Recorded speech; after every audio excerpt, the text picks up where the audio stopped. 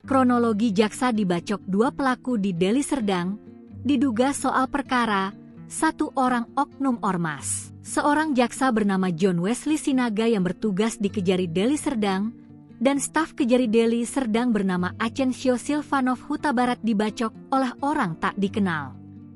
Pembacokan tersebut terjadi ketika korban berada di sebuah ladang wilayah Kabupaten Serdang Bedagai. Belakangan dua orang yang diduga pelakunya berhasil dibekuk polisi.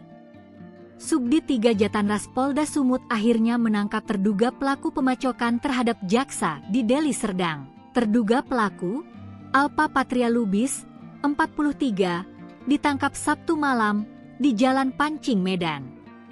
Sedangkan pelaku lainnya adalah Surya Dharma alias Gallo, ditangkap di wilayah Binjai, Minggu, 25 Mei 2025, pagi. Kasih Penkum Kejati Sumut Adrewe Ginting membenarkan kejadian pembacokan terhadap jaksa di Deli Serdang.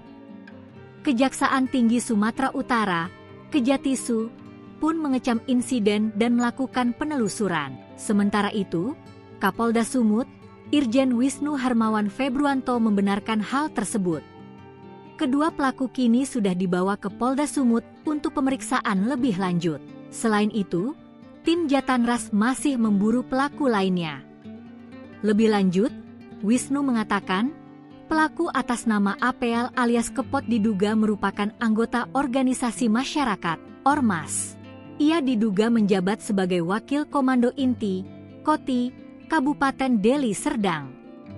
Kepot juga disebut-sebut sebagai Ketua Pengurus Anak Cabang, PAC, Organisasi Masyarakat di Kecamatan Galang, Kabupaten Deli Serdang. Meski sudah menangkap pelaku, namun polisi belum mengungkapkan secara resmi motif pembacokan terhadap jaksa di Deli Serdang. Informasi yang didapat Tribun Medan dari sumber di Polda Sumut, dugaan sementara motif Alpa Patria menyuruh Surya Dharma membacok jaksa dan staf tata usaha karena dugaan permintaan uang dalam perkara Alpa di Kejari. Alpa disebut kesal kepada korban lantaran diduga kerap dimintai uang.